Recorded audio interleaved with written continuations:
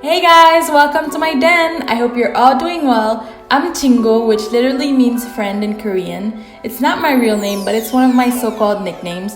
Think of me as your friend who's helping you stay up to date with K-dramas as well as Korean movies. I love making commentaries, reviews, and explanation videos about dramas, movies, characters, and etc. Grab your snacks because today's tea is about to be hot, hot, hot.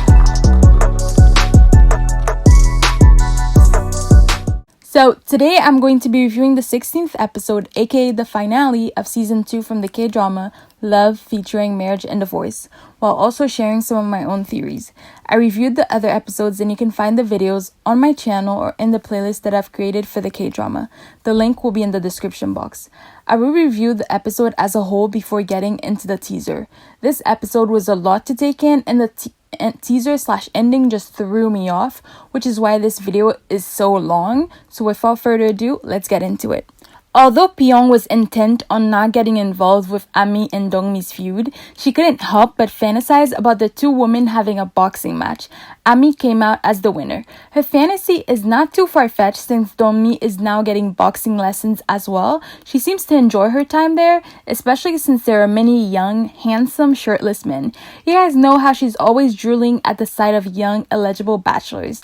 Dongmi and Ami were arguing throughout the whole episode and Yushin is definitely now more than ever over them. When Ami was bragging about how much work she does around the house, he gave in and asked Dongmi to call the housekeeper back to the house.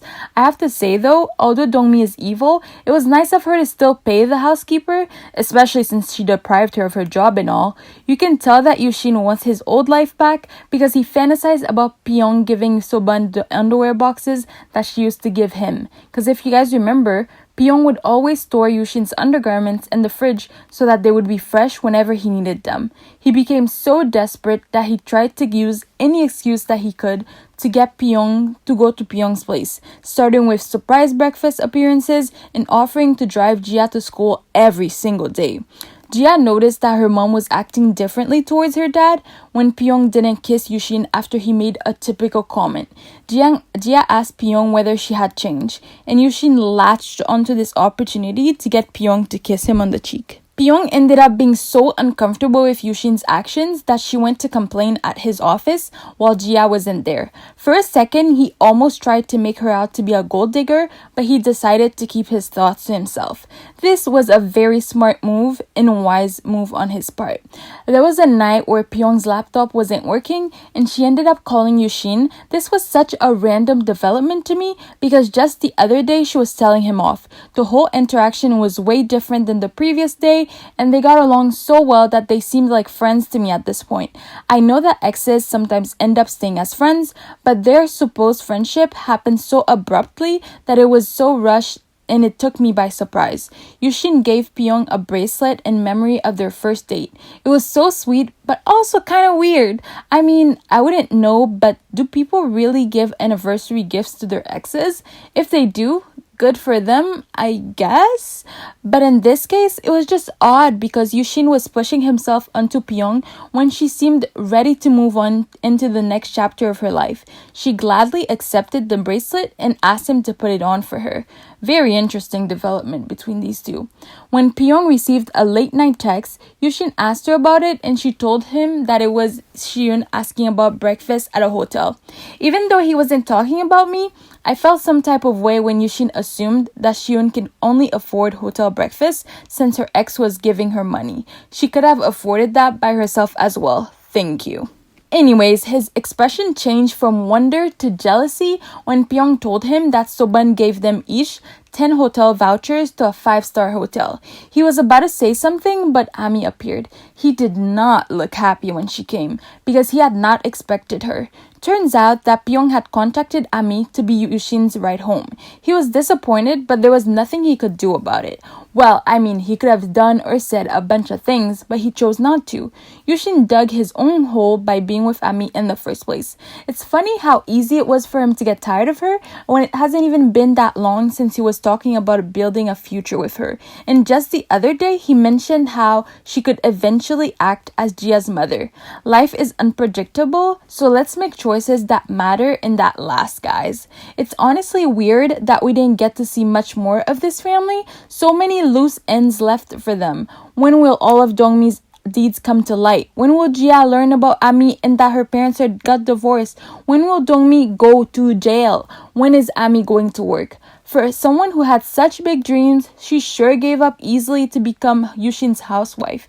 It's very disappointing to see her character like that, to be honest. She's so young, only a few years older than me, and for some reason, I'm more mature than her. Ami made like hasty decisions that are now determining the trajectory of her life. If it were to come to it, I think Yushin and Pyong are the couple most likely to get back together out of everyone. It seems like both parties would be the most willing to work things out but for that to happen, Ami would have to be out of the picture. When will Yushin break up with her? When will she get psychological help? Where are her parents? What happened to her dad after he fell off the horse? Like, what the heck is this ending? Why do I still have so many questions when we've only covered one family thus far in this review? But for real though, is it just me who finds it weird that Ami's dad was not addressed at all? What was the point of showing him falling off the horse if we didn't see the aftermath? Furthermore, what happened with his wife after the niece showed her the video? So much is left to my imagination, and I honestly don't like that. I love fantasizing and daydreaming, but I watched this drama hoping that the writers would tell me their story. I shouldn't have to fill in so many holes by myself. Moving on, after Dongma asked her to marry him, Gabin told him to keep driving. She doesn't take him seriously, and as the person who knows him best, she doesn't think that he will change from his old ways. I understand why she would be skeptical of Dongma because sometimes people really don't change. Gabin realized that she didn't love Park Hae-yeon throughout her trip.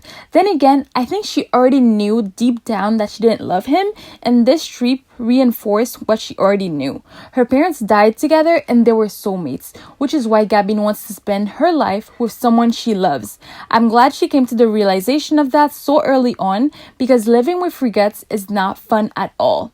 Also, is it just me or is Dongma very controlling? He doesn't listen to Gabin's opinions and he does whatever he wants. She didn't want to go out, but he forced her to. He just had to get his ways.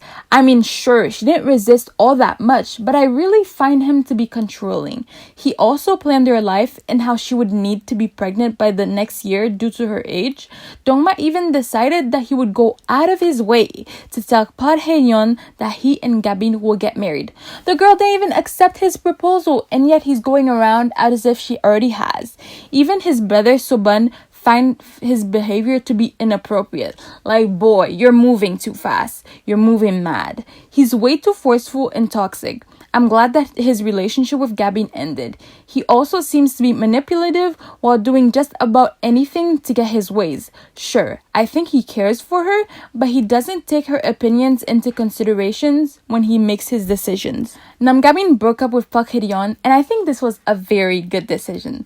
To be honest, we all saw this coming because she doesn't love him. I don't think he regretted his decision to be with Gabin. I think he reminisced on his time with Shion because he realized how hurt she was when he broke up with her. He understands how painful Shiwon's heartbreak was, and I'm glad that he knows this because while he simply moved on to live with Gabin, Shion spent months healing from the broken pieces that he left behind. After breaking up with Hae-yeon, Gabin started panicking. I think she was having a panic or anxiety attack. She frantically called Shion and met her at the parking lot. Shion acted like a protective big sister and made sure to cover up Gabin so that the drunk men wouldn't see her in her vulnerable state. Youngki had followed her mom downstairs, and so she also saw Gabin. I think they all pitied Gabin, but I think Youngki was also confused with the whole situation. To be honest, it was pretty random, but at the same time not too random since Gabin's mental state seemed to already have been deteriorating. Shion and Youngki brought Gabin inside and learned that she broke up with Park Hae-yeon. I had wondered why she called Shion instead of her friends, but I guess she called because Shion was also linked to Park Hae-ryun. Gabin told Dongma that she would not be getting married to him, and I'm glad she did that. I don't know what he was thinking, to be honest. Gabin should now spend her time healing from all her pain and improve herself. She can also date if she wants. I feel like everyone should try dating. It's just getting to know people. It's fascinating to me. Shun and her kids are very happy, and I love to see it. Their family grew on me, especially seeing how mature the kids were. By the way, everyone take note of how Young-ki is years younger than Ami, and yet she's way more mature. Heck, even Uram and Jia are more mature than Ami. My unanswered questions for this family are: what happened to Park Hae-ryun? Will he sincerely apologize for the hurt he caused to Shiyun? Will he finally learn to live by the principles that he teaches? What will Young-ki's major be? Will Uram and Jia stay friends until they're older? If they do, would Jia actually want to be with him like she had mentioned to her mom? Will Shiyun stay single, date, or get married? What will happen to Namgabin and Dongma? Too many questions. I think that Panmano is the character who has had the most growth, especially because of his age. He has spent years doing things a certain way, and in the process, he has hurt his wife Yejong a lot. He had to unlearn so many things, and he did it all after repenting in front of his wife. I loved how he hadn't changed only in words. He also made sure that his actions matched his words and feelings. He remembered all that Yejong had told him in the past and made sure to make her happy. One example was the couple rings, and now in this episode, he wanted to give her a bubble bath. Although that ended up not happening due to a surprise visit, it was still a very touching moment. Hae-ryung ended up going to apologize to Saeon's family. Only Mano, Yejong, and Sungwon were present at the time.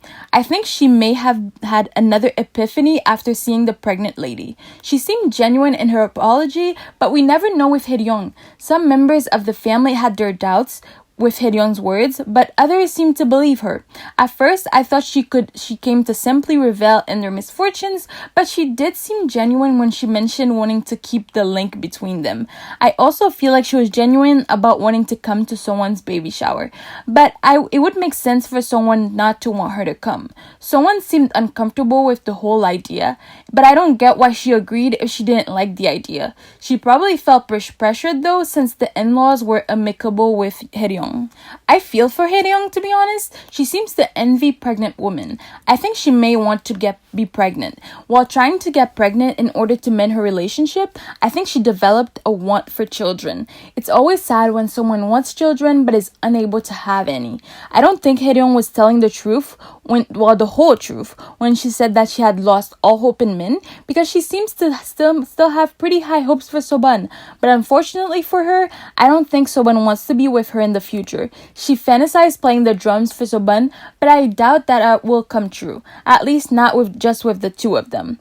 I think Hae-ryung also seems to be happy in her now single journey. Saeon and his family have also been doing pretty well and are really happy. Saeon doesn't seem to want to get involved with Hae-ryung anymore. He doesn't trust her because of her past actions. I think he just doesn't harbor any negative or positive feelings towards his ex. Saeon had a fantasy about his future with Sungwon. I have to say that their wedding pictures were very beautiful.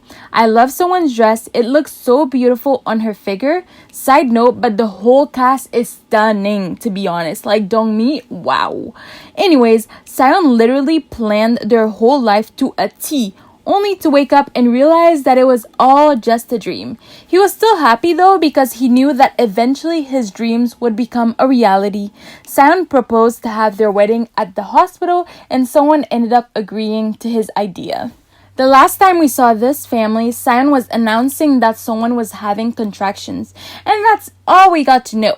Just like the other families, we were left with unanswered questions. What happened with Hae-ryung in the end? Did she give up on Soban? Did she just decide to focus on herself, her career, while casually dating? Did she really end up getting along with her in-laws? Did she get along with Sungwon? Did Sungwon have a safe pregnancy? Is the baby a boy or a girl? And what was the name that they chose? In this episode, we saw the parents offering two names. One option was for a girl and another one was for a boy. We didn't get to see the names, and I wonder why. Maybe for foreshadowing purposes. What happened to Saeon and Sungwon? I think that the parents are gonna be the only lasting couple in this drama. They were the only ones that are gonna stay together, in my opinion. I loved being able to witness the development between them, especially Mano's character development. Soban and the three women ended up having the team dinner that they'd been waiting for. I think Haeryong should know by now that Soban is not interested in her. Even when the two other women tried to set up the mood for Soban to go watch Haeryong to play the drums, he said that they could all go together when everyone is available. He clearly just wants to be a group with him. Co-workers and maybe friends, but nothing more. I love the poem that Shiyun read. I'm still trying to find it, so if anyone has a link, hit me up. That was it for the episode review and discussion. Now, on to the very long, random, and confusing teaser that no one asked for. Seriously though, no one asked for this. At least I didn't. I just wanted them to wrap the season up nicely. I could tell that it would be very hard to wrap up the whole season with just 2 episodes, but wow, I would have still liked a better ending than the one we got. It was very abrupt. First off, we saw Ami and Sion getting married. How did that even happen? The two of them didn't even meet. Only his parents met her. Also, isn't it kind of weird to get married to your ex's friend who also took part in an adulterous relationship just like your ex did with you? I noticed that there was a bunch of photographers. Or are they simply wedding photographers or the press? If it is the press, why are they getting that much attention? It's not like Ami has been working or anything. Well, I guess unless she went back to work after getting dumped, I'm assuming that Yushin dumped her. And maybe Sion was also dumped, so the two found comfort in each other. I'm curious as to how their whole relationship happened because I did not see that coming at all. But then again, they're both immature in their own ways.